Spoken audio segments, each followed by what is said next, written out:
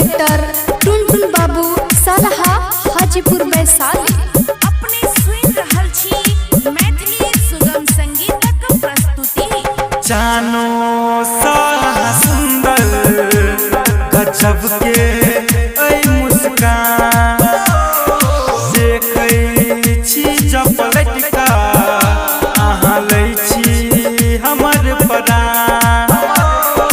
जानो सा सुंदर गजब के ऐ मुस्कान देखै छी जब पलटिका अहाँ लै छी हमर प्राण। जानले कोन माटि सा बनेने ऐ भगवान। जानो सा सुंदर गजब के ऐ मुस्कान।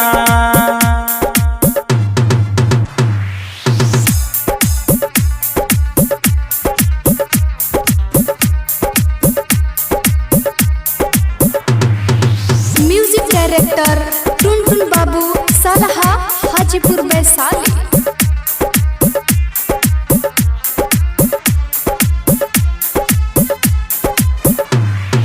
गोरे गोरे गाल आ ओढ़नी लाल लाल घायल करैया नैना के काजल। गुलशन नरम ठोर जा देखी भोर भोर चैना उड़ा के करैया पागल।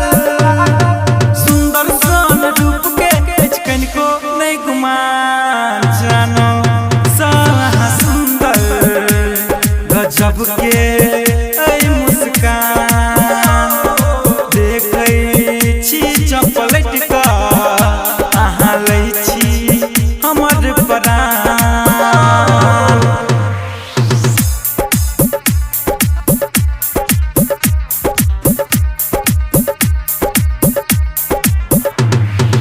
म्यूजिक डायरेक्टर टुनटुन बाबू सलहा हाजीपुर वैशाली